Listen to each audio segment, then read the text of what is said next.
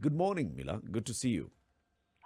Good morning, Eric. Happy to have you on the show. Welcome to the Situation Room. Now, today you are on the hot seat. You're not just a guest. It's a honor to be here. We want to warm it up for you a little bit. And if you are here, we'd have made it hot. But let's It's just say already, let's just say it's in already, in COVID times mm, will be nice. it will be. So, give us a background again, an introduction to this campaign that you've been pushing for village administrative units, and what the thinking is behind it. Okay, thank you so much for hosting me today. It's a privilege because I don't know if it is a policy for quite a time because I've been watching the people you are inviting, and I keep on questioning myself. Do you choose the people you invite? And majority of the people you do invite have the spirit that I have. I was happy when you invited Dr. Mwangi of DP, who discussed at length how engaging people at the local level can drive up change. Then you had a conversation before with Igan, who was also a commentator like I think I'm the second person, that's right. And he also gave the same view. Willie Mutunga, Daktari, former CJ, you invited him. He also had the same view. And I'm privileged to be on the hot seat today. Welcome, Mila. So before we warm it up a little bit for you, we want to see if we can get a bit of a clearer line.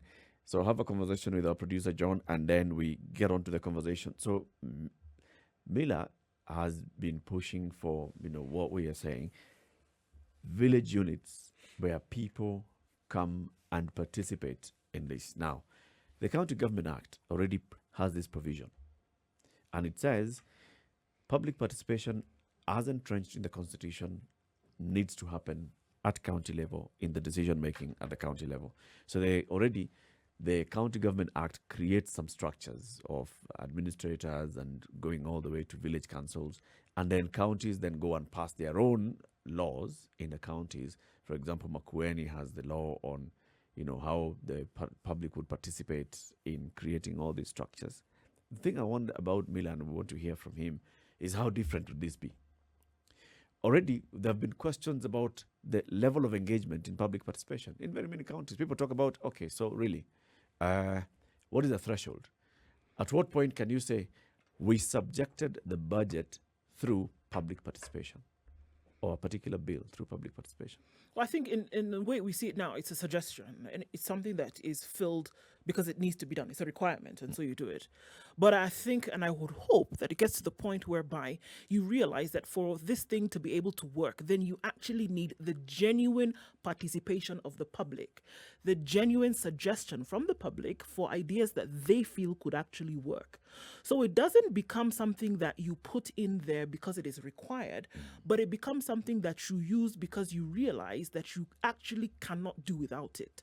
That if you did not have the participation of the people, can this thing actually work? So that means that it then moves you from the place where you're ticking a box to the place where you must then be fully vested in this thing to say that I want this thing to work. As somebody in my position in government leadership, whatever it is, if this thing is going to work properly and then we're all working together in this collective ecosystem, then I need the participation of people. So then I don't just go from the point whereby I'm saying, okay, did we have public participation? Tick the box, let's go. It's looking at it holistically and saying, for this thing to work, we need it. So you're going to then encourage people to participate in the process as opposed to just saying, well, we need it. Did we do it? Tick and let's go. You actually vested and you want them to participate in the process. Makueni has done that. And the example of Makueni has been given a number of times, where the structure goes all the way to a point where people at village level, people not just at village level, but people, if it's people in the market already have a group. And if it's matters that impact them, they have a group and they have a complaint raising mechanism. There's where that there's a ledger system where this is logged, a complaint is logged here, and then it's taken up to another level, a sub-county level, going all the way to the CEC or the chief officer in charge of a certain matter. So there's a structure like that. The thing is, how do you encourage people to participate? How do you incentivize people to participate? I think one of the things is if they see results, if they see we came together and we raised an issue and then that issue was addressed, it encourages them to Do it again. but to do it again and again. Let's get back to Milla. Milla is back on the line. We hope that this line is clearer, Milla. So let's go straight into what the idea is for your village administrative units and what structure you're proposing to be created. Okay, let me say hi to Siti and Indu. Hello, Milla. How are you? Hi, Milla. Niko salama sana, asante sana. Now, straight to the point. Mm-hmm. In the country today, we have 3 mother laws. And these 3 mother laws are the Constitution 2010, we have the County Government Act 2012, and we have the Village Administrative Act, which is supposed to be which are supposed to be generated by the county assembly. Mm-hmm. I call these 3 laws mother laws and central laws in Kenya because the Constitution 2010 operationalizes the national government. The County Government Act 2012 operationalizes the county government. Yep. And the Village Administrative Unit Act operationalizes the village government. And I want to be very clear on this. The village government. Mm-hmm. So if we already have such laws in Kenya, because if I talk about the village administrative unit at the most local level, Yeah. those that law is supposed to engage people at the most local level. And in Kenya today, if you ask any other Kenyan, what's a village? They know what's a village as defined, as it pre-existed before. Mm. In that, in every part of Kenya, you'll have somebody called a village elder. Mm-hmm. And that village elder heads a village. So that Village Administrative Act ought to be managed at that level. Mm-hmm.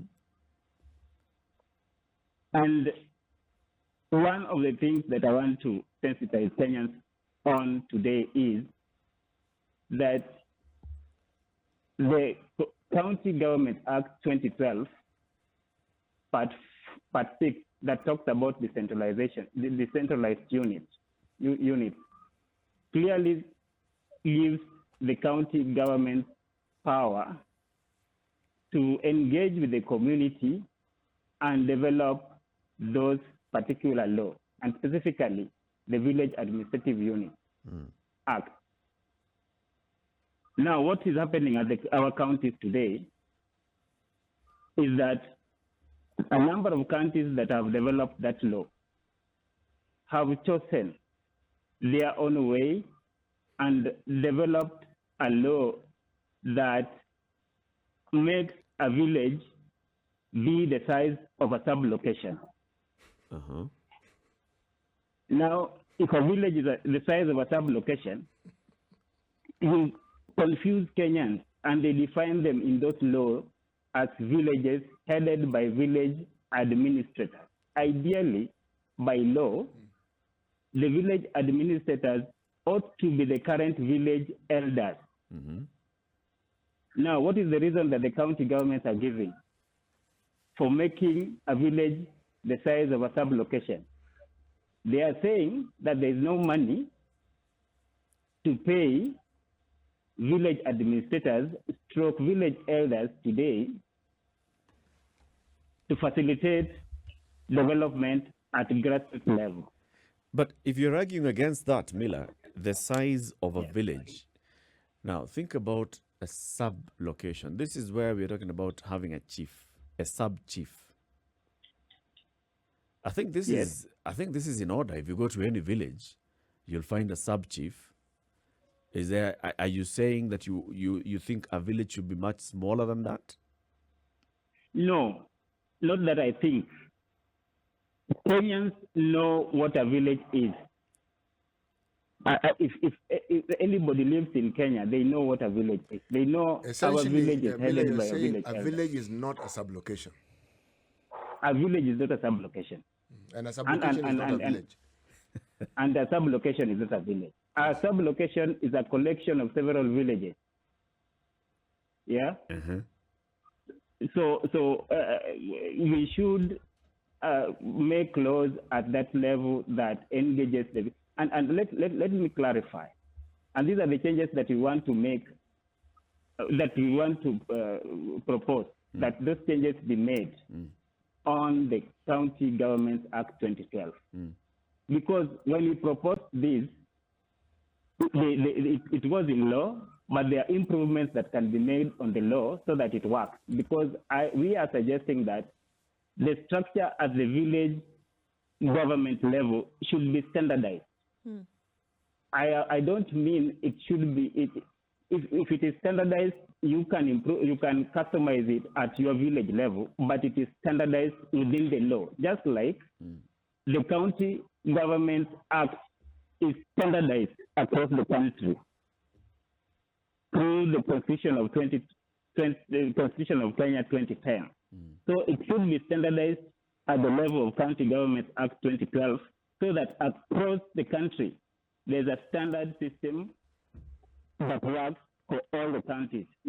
That doesn't mean that you cannot customize it at your village level. And what do I mean by standardizing? First, we are proposing that all villages, that the pre-existing villages, as headed by village elders, those village elders must be the village administrators. And that I mean that a young person who is a graduate, who has a tertiary education, or who has knowledge of that place, that as the area might feel like, should be the village administrator. The current village elders should compose what we call the village council. And those village councils should be about 10 people at the pre-existing villages as we have them today. These 10 village council members ought to head what we call the village development committees at the village level. And what do I mean by village development committees? Is that we have what we call the Nyumba Kumi today. So a member of the village council heads a Nyumba Kumi of 10 households. These 10 households need to be given a daily routine and remunerated by the government. And daily routine, what do I mean? If you are a member of a village development committee, the 10 of you, you ought to take a responsibility at your village level, where you feel that this is the place that I can best perform working for my government. Like I am a member of a school committee, that is educational committee. There should be a committee, a VDC, a village development committee in charge of water. There should be a village development committee in charge of environment. There should be a village development committee in charge of roads. And in law, they talk about the project management committees, which are ad hoc. They do make them when they come to the ground, lack information. When they come to the ground, they make those project committees, and they disband them immediately after the project is over. So we want this thing to be in law, so that these people are continuously existing. Actually, What would be their role, Miller? What would be the their role role of on a regular basis so that we can understand from your suggestion what would they be doing on a regular basis and what impact then would it have on villages, on communities, and then going further? In fact, I would add, what would they be doing on a regular basis to warrant being paid? Now, let me give you a working system.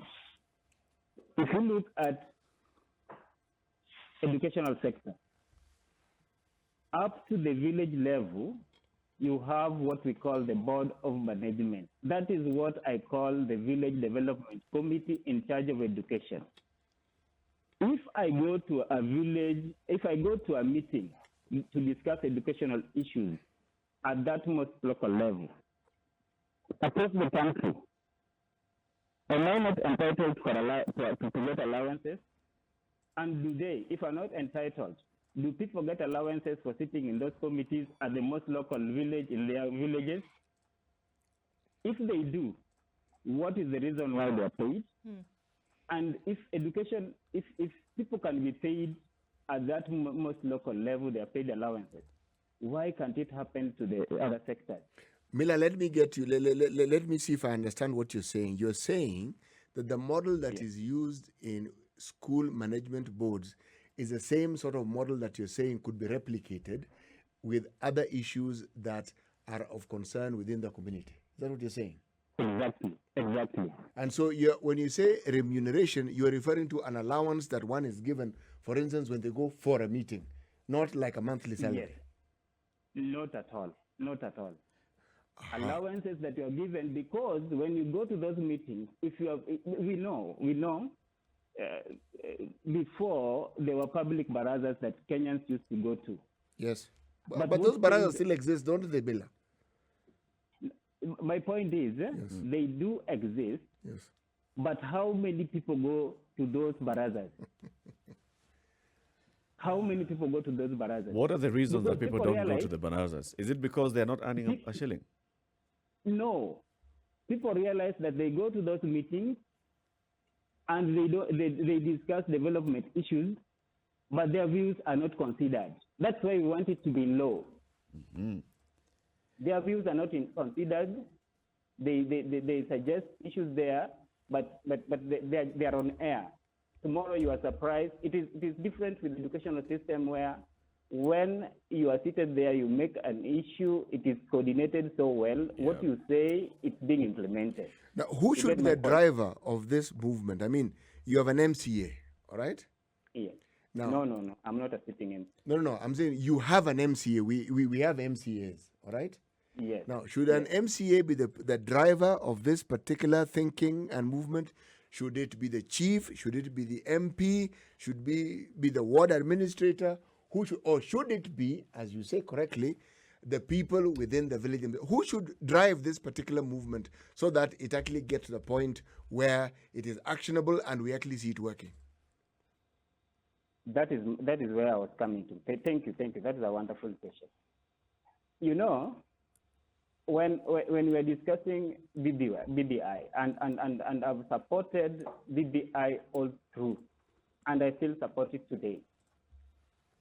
Now, I had said before that after we implement BBI, this is the next action. And Titi, you've been asking me quite often, and asking Kenyans quite often, what is the alternative? This is the content today.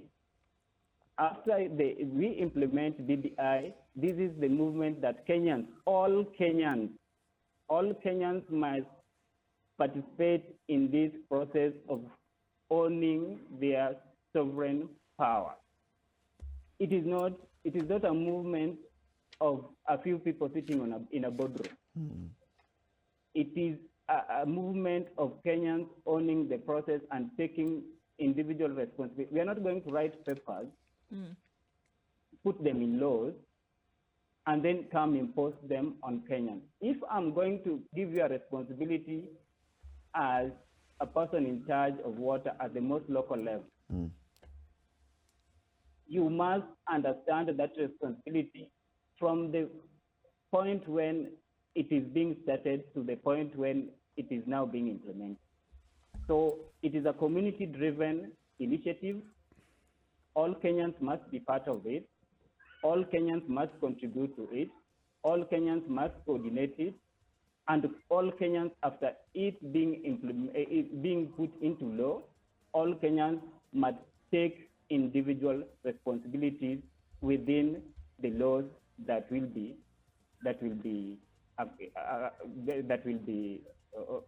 implemented. A village council established in law in the County Government Act. Each village unit shall have a village council. And the membership of the village council is 1, the village administrator who chairs it, and then at least 3, but at most 5 village elders competitively appointed by the village administrator with the approval of the county assembly, taking into account gender balance. And then the village council's responsibilities include ensuring coordination of and participation of the village unit in governance, among others.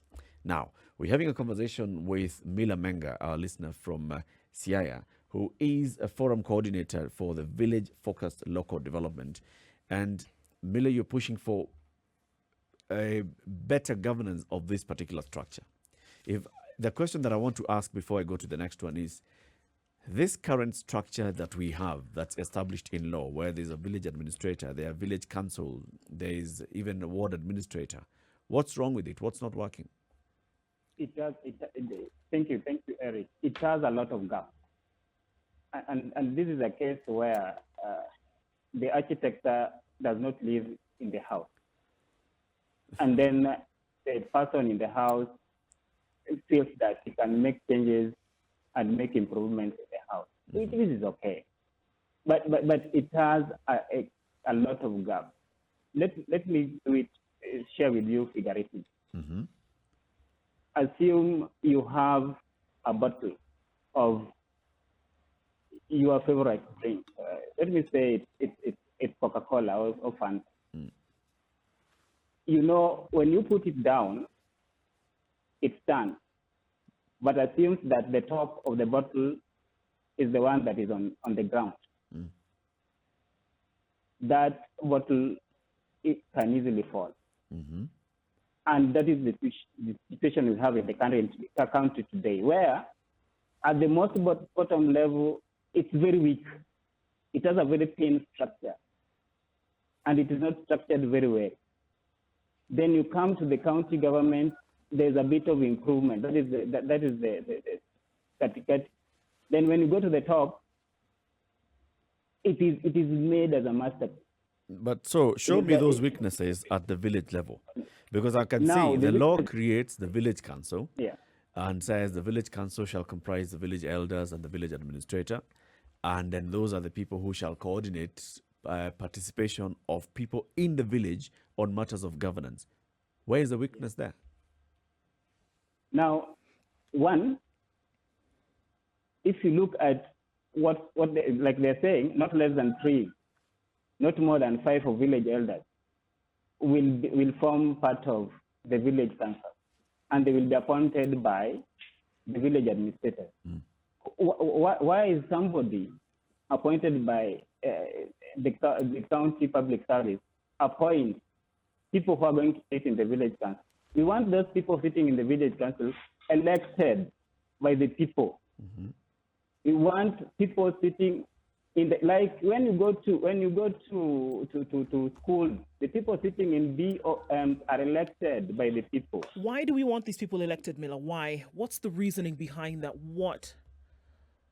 Because people know the best people to sit in those positions. When they're appointed, somebody will put people, if we are friends, people who are not accountable, you know, you just pick friends, and because they are going to be paid allowances, like the village elders are clearly there that people who will be in those positions will be paid allowance.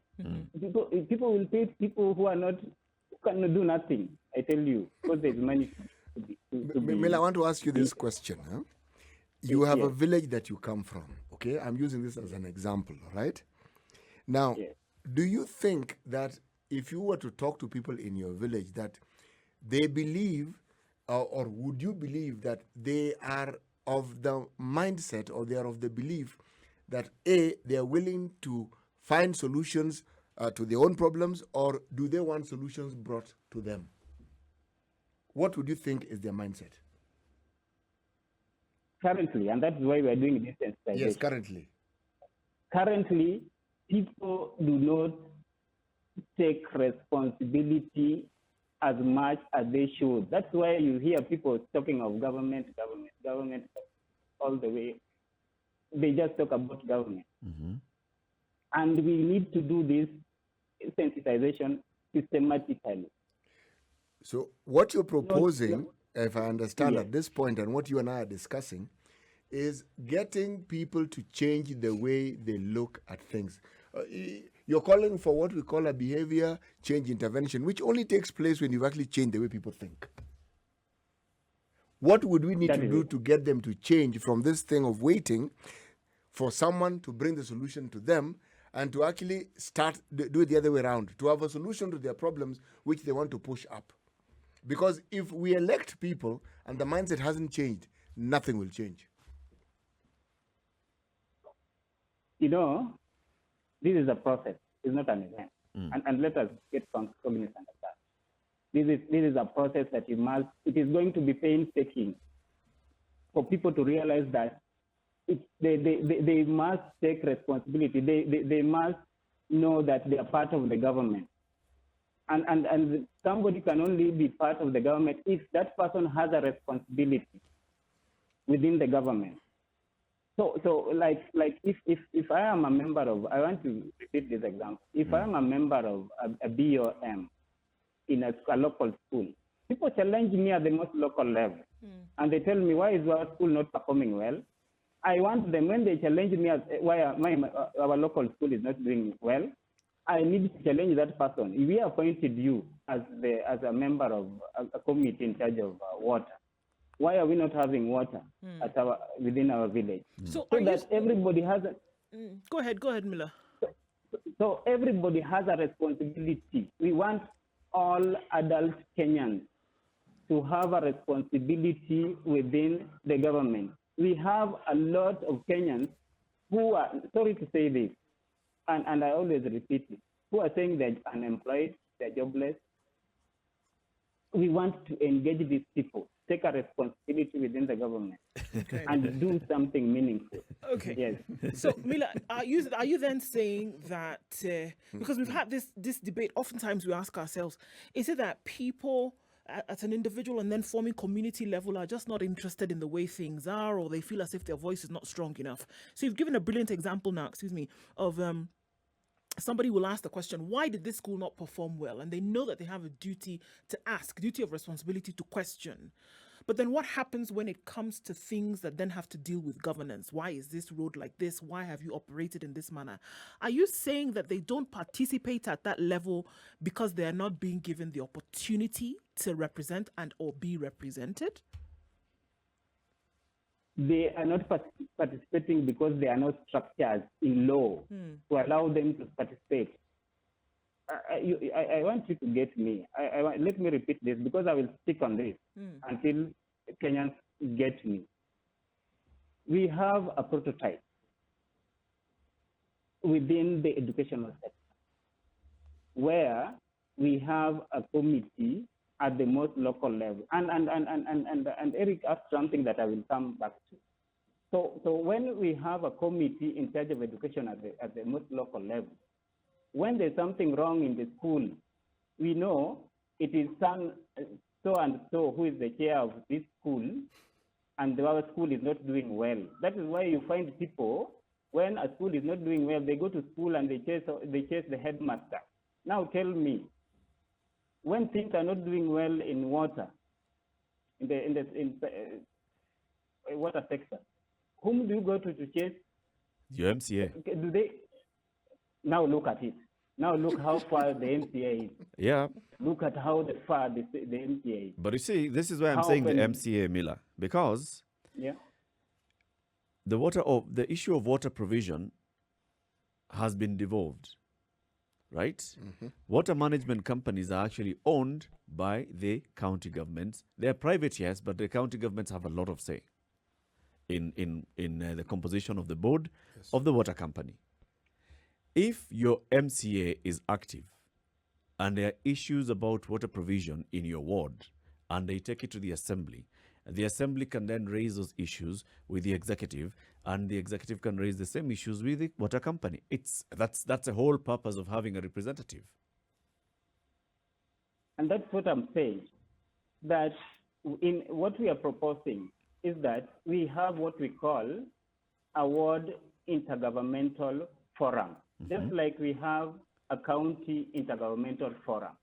In a ward intergovernmental forum, we'll have the village administrators representing all the, like my area. We have 55 villages. These people, 55 village administrators are going to be part of a ward intergovernmental forum where in that forum, you will find the chief, the area chief, you will find the assistant chief, and they discuss what they have informed. And that is what we call citizen participation. Citizen participation is not about calling people wherever you want it on phone and putting things on notice boards. On notice board. It is about physically engaging these people. And when they bring these things at the level of the MCA is not supposed to walk around and how, now tell me, how we have proposed a wonderful thing on the ward fund. Which team is going to manage that fund if we don't have a team that is sitting with the MCA to discuss development issues?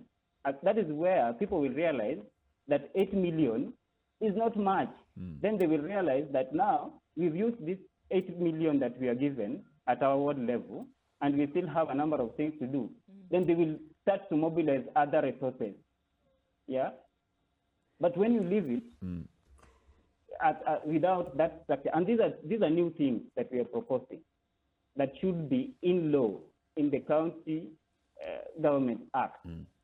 And let me share with you what I was discussing about the village government. The village administrator is the chair of the village council. At that forum, a member of a village council comes with information from his or her sector. I sit in the village council as the chair of educational committee. Currently, we are calling them board of management at school level. I sit in the village council as the head of water sector. I sit there as the head of fisheries. I sit there as the head of agriculture. So I go there with a responsibility. And where do I don't go there with papers and extract information. I will have met with members of the Nyumba Kumi and discuss what do we need within our village on this particular sector. So when I come to discuss village issues at the table where the village administrator is chairing, we discuss issues. Then the village, that is what we call citizen participation. But, then Milla, the village, isn't that provided for in the law? When you have the village elder, it is ambiguous. What? when you have a village elder and then the village elder goes and sits in the village council with the village administrator, what is it that the village elder is discussing at the table, if not issues that they have brought from their village, having had conversations with the various stakeholders in the village, whether they've gone to church, whether they've met at a funeral, whether it's people who are heads of a school, whether it's people in a market, all those are the various stakeholders in the village. And they know Milla is our village elder. We will take our issues to Milla, our village elder, because he sits at the village council with the other village elders and the village administrator to discuss our issues. Isn't that already provided for? Quote in law. You know what we are talking about, Eric. It sounds like it is there, but it doesn't exist. Yes, it doesn't. But Milla, there's something I want to ask before you continue. Is there anything within our law that prevents the community you come from setting up the very thing you're saying and then pushing the agenda within the county government to have it enacted in law? Is there something stopping you from actually having the unit you're talking about and make it functional? Is there anything? That is what we want to do, because we want every other Kenyan to take a part and do what I'm Okay. talking about today. In the village Yes. you come from, have you set this thing up? Now, whatever we are discussing, the discussion we are discussing on village councils and all that, some of us participated in discussing those. But you cannot do everything for everyone. Actually, There's you a can't. time But where you know, I'm going somewhere with this because before I moved constituencies, there's a constituency my ancestors came from, and I quote this very often because I marveled at it. There was an MP. He's no longer the MP. Someone by the name of Eric Nyamunga. That was the name of that particular member of parliament. You know the thing you're suggesting? We didn't have MCAs, but we had councillors. Something very similar. With the CDF, that's what he did. He didn't decide for that particular ward what happened.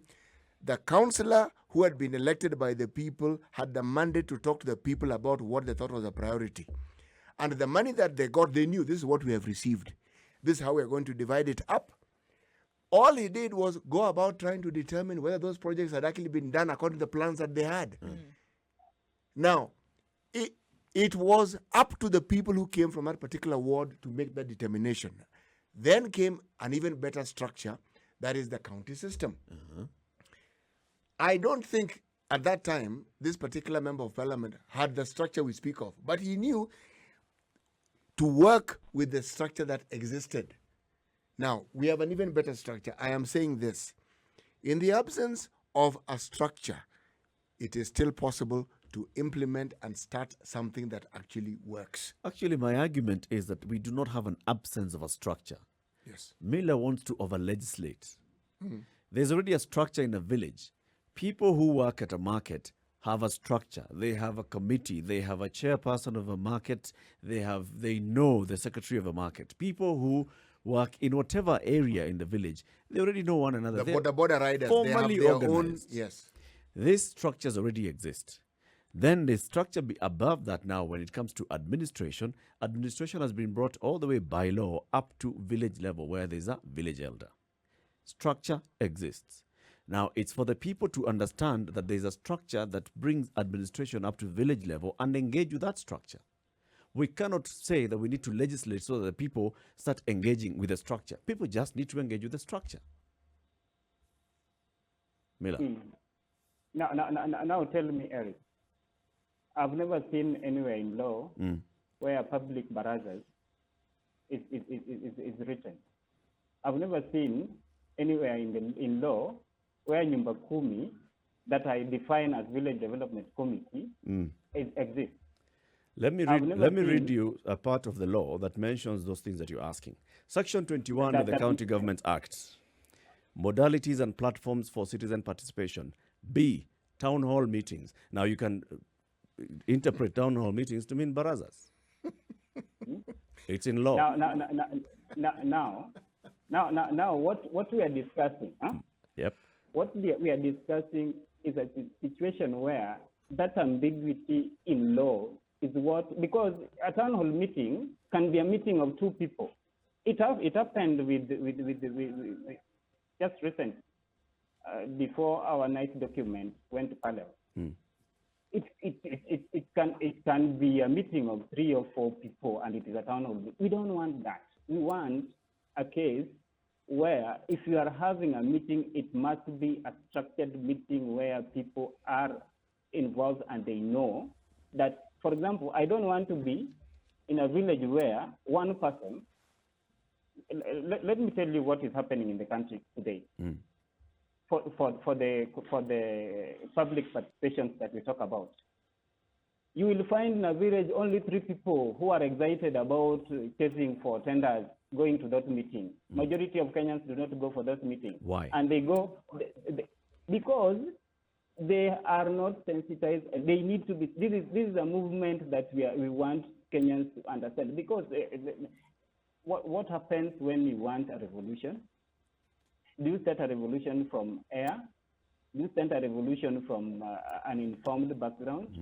We are informed that in our country today, people are not going for public participation. And then the question is, how do we solve that problem? We must solve that problem by engaging people Yep. and talking with them to understand that those forums are important. Yep. And if there is a law that we can put in place to engage them, then we need to propose that law, and that law needs to be implemented. Then a process has already started. Okay. You know? My argument, and I completely agree with you, Milla. I completely agree with you that maybe people are not engaging because of lack of awareness, because of lack of sensitization. And that's why I say forums such as yours, the Village Focused Local Development Forum, should be doing that, sensitizing people on the need to engage and showing them the structure. Up to that point, if you tell me that we have sensitized people, they have come for fora, but they still feel that this structure is not working, then let's amend the structure. I am with you. But you haven't done that. The case that we keep giving of the counties where public participation has been rated to be working pretty well, the same structure that we have in one county is the same one that's being deployed in Makueni County, for instance. It borrows heavily. The Village Administrative Units Act in Makueni and another one in another county borrows heavily from the County Government Act. Why is it that it works in Makueni better than it works in another county? Because people have been sensitized. Now, what you should be doing, in my opinion, Milla, is sensitizing the people in your village, in Siaya County, to participate in all these fora that have been established by law. Establishment of citizen fora at county and decentralized units. Yes. It's in law. Town hall meetings. It's in law. Using ICT technology-based platforms is in law. Budget preparation and validation fora. Notice boards announcing. All these things are already in existing law. Maybe Have Milla, we used them? So, Milla, can I ask, what would the aversion be to using an already established and existing system to go about to now push this agenda that you currently have? Because for me, it is the point to get more people involved in village community governance, right? It is to get more people involved. You already have a structure that's in place. People are not using it for lack of awareness and things like that. Is there an aversion to using the already existing structure to get the point across, to still head the same direction? You know, the assumption is that there's a structure, and I've been repeating this. You know, when we talk about we don't have a structure. Milla, what you mean is a structure such as the one you are suggesting in law with those details. That doesn't exist. Those details ought to be. Why are you giving people leeway? Actually, Milla, I'm trying to agree with you here because I'm going somewhere. The example that Eric gave about Makueni, in my mind, is they take the structure that exists, and what do? They tailor make it for their situation.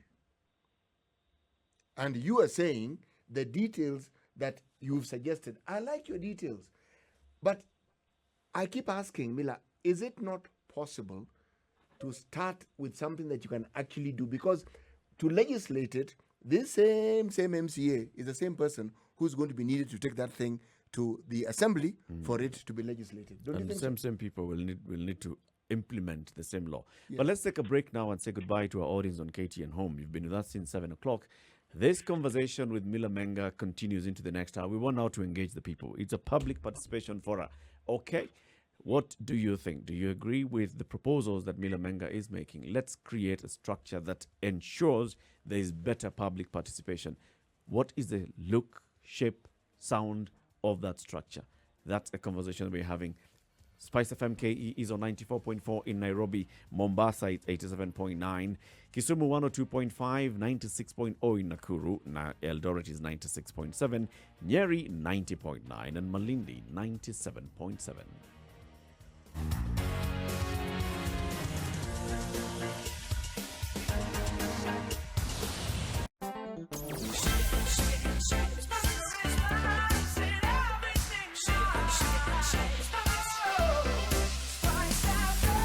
Spice up your life. Mature, intelligent talk every morning. Spice up yourself.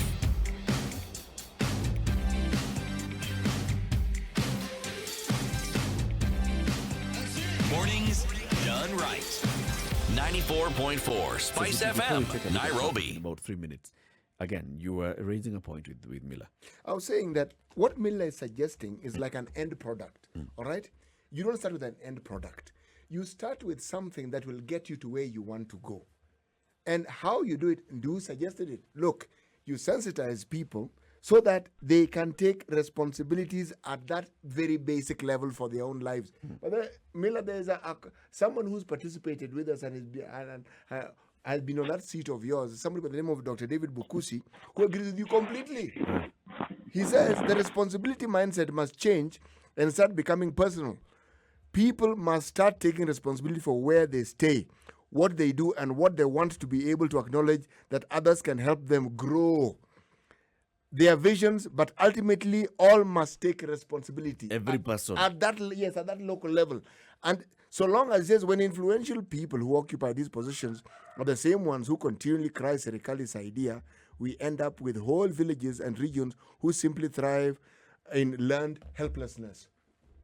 So he's saying, look, these things are possible, but if people don't change the mindset that they have, then the expectations will still remain a discussion point, a theory, something that we hope for, and yet it is something that is achievable. So your end product, how do we get people to buy into this end product? Do we wait for legislation? My answer is no. You start doing what you need to do as you move towards legislation. Now, thank you, Kitty. I want Eric to read section 54 of the County Government Act. I will open it shortly and read it. Now, what we are discussing today, it sounds as if, me, when I cleared campus in 2006, this is what I've been doing most of my time. So if I start telling people what I've done in this respect, you not get enough time. Some of the laws, like in my home county, in East Assemble location, in Ravieda, this is an agenda that we pushed from 2009, 2011, and it ended up in law. That's why we are seeing village administrative units. If you did not have that push, you could not have been quoting those things we are quoting today. Now, having sat here before, and it is not my coincidence that I'm in this forum. Eric, you know the kind of people you invite here. So we are pushing this thing to the level where it's not about Milla. It must be every Kenyan taking a responsibility and pushing this thing. If, for example, today I go to my village and I start doing agriculture and engaging my people to do agriculture. Let me say I'm doing cassava within my village, and I start distributing that cassava, and every household has cassava. If I'm not there, let me get a job somewhere in India. Do you want to tell me that thing will continue? The cassava farm? Do you think it will automatically continue? Not automatically. Let's take a break. Let's take a look at traffic and then we continue your conversation, Milla. We have Milla Menga, our listener from East Assemble location, Rarieda in Siaya County.